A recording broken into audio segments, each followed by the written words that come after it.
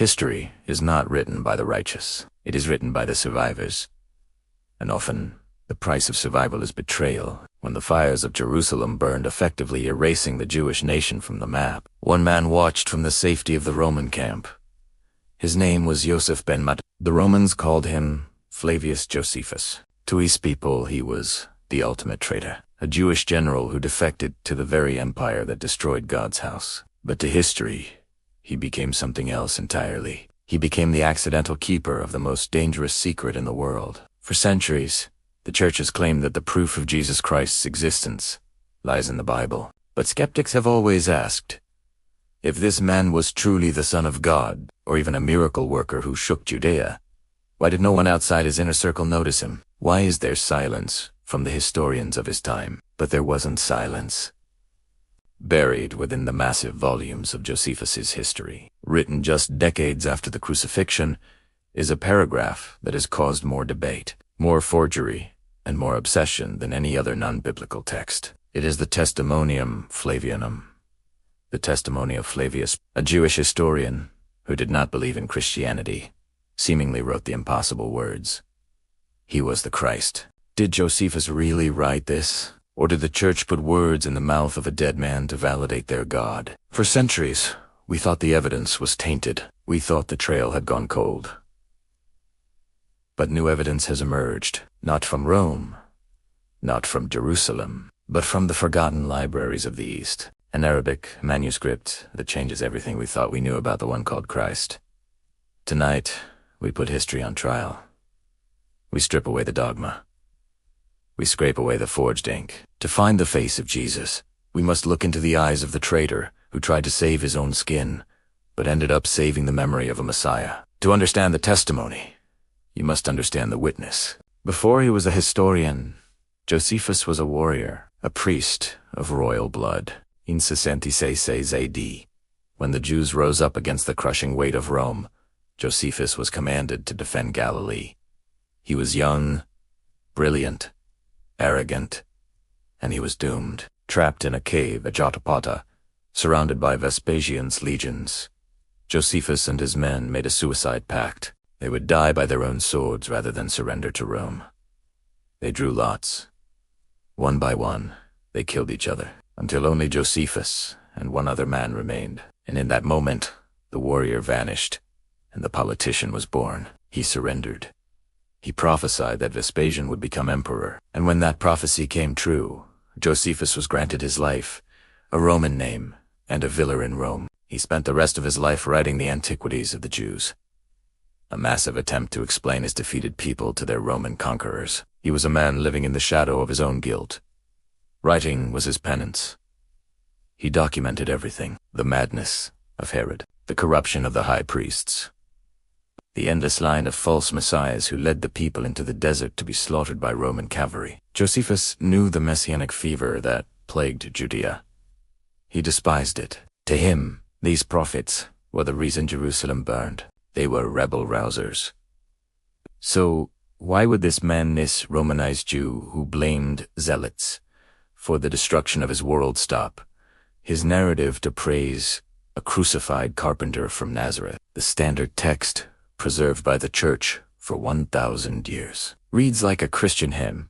About this time there lived Jesus, a wise man, if indeed one ought to call him a man. He was the Christ. He appeared to them on the third day, restored to life.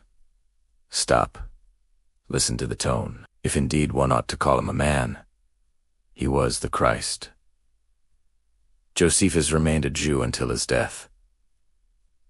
He never converted. For a believing Jew to call Jesus the Christ, the Messiah, would be impossible. It would be a confession of faith. If Josephus believed Jesus was the Messiah, he wouldn't be writing history in Rome. He would be a Christian martyr. So, for centuries, scholars declared the text a fake, a forgery inserted by overzealous monks in the 4th century to fix the history books. The witness was discredited.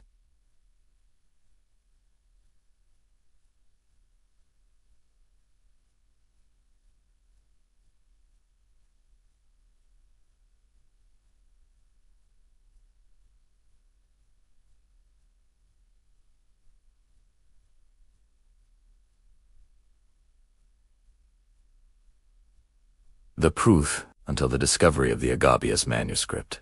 In the 1970s, a scholar named Shlomo Pines brought a forgotten text into the light. It was a history of the world written in Arabic by a 10th century Christian bishop named Agapius. Agapius was quoting Josephus, but he wasn't quoting the version the Vatican had preserved. He was quoting a version that had circulated in the East, untouched by the Latin censors. Listen to the difference. It is subtle, but it changes history. The Arabic version reads, "At this time there was a wise man who was called Jesus.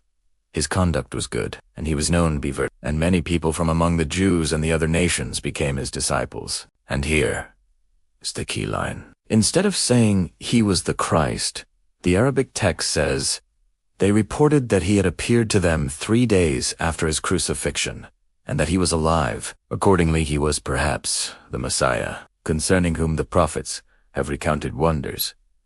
He was perhaps the Messiah." Or in some translations, he was thought to be the Messiah. This sounds like Josephus. It is neutral. It is descriptive. It reports what others believed without confessing it himself. It acknowledges Jesus' virtue, his following, and his death, but it maintains the distance of a historian. This suggests that Josephus did write about Jesus. The core is authentic. There really was a wise man. He really did have a massive following. Pilate really did crucify him, and his followers really claimed he rose again. This is the historical Jesus. Not the icon on a stained glass window, but the flaccid blood figure who caught the attention of the empire's historian. But there is a second piece of evidence, one that is even harder to dispute.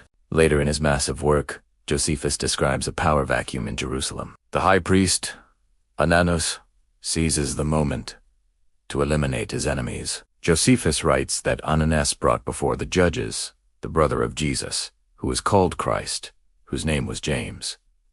This is accidental evidence at its finest. Josephus isn't trying to preach here. He is simply distinguishing which James he is talking about.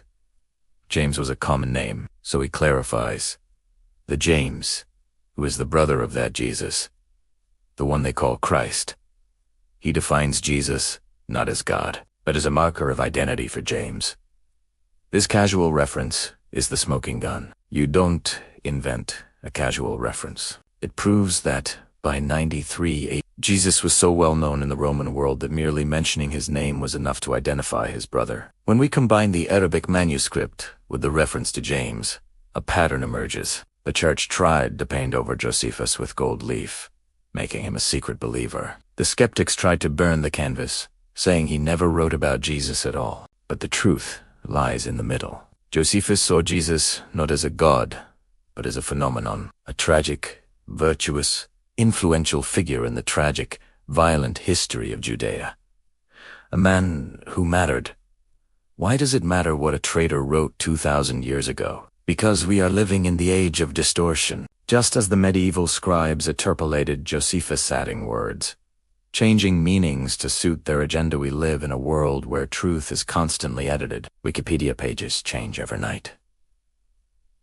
News is filtered through algorithms. History is rewritten to serve the narrative of the present. The struggle to find the historical Jesus within Josephus is the struggle to find reality in a world of spin. We have to be like the scholars who found the Arabic text. We have to look past the official version. The official version said Josephus was a Christian sympathizer.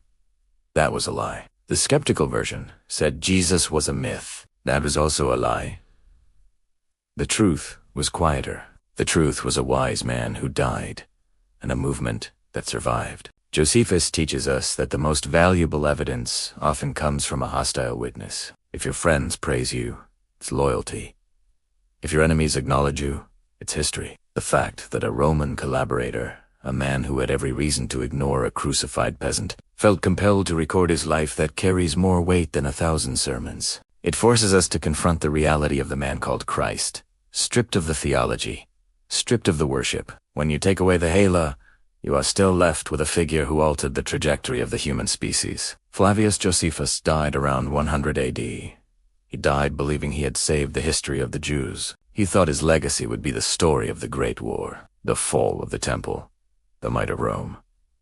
He'd never imagined that 2,000 years later, the world would scour his 30 volumes just to find 2 tiny paragraphs about a carpenter he likely never met. There is a profound irony here. The traitor who turned his back on his people became the vessel that preserved their greatest son. The ink of the collaborator preserved the blood of the Messiah. It reminds us that truth is resilient. It can be buried under forgeries, hidden in foreign languages, and denied by empires. But eventually, the text surfaces. Jesus of Nazareth walked this earth. We know this not just because the Bible tells us so. We know it because the man who watched Jerusalem burn couldn't help but write his name.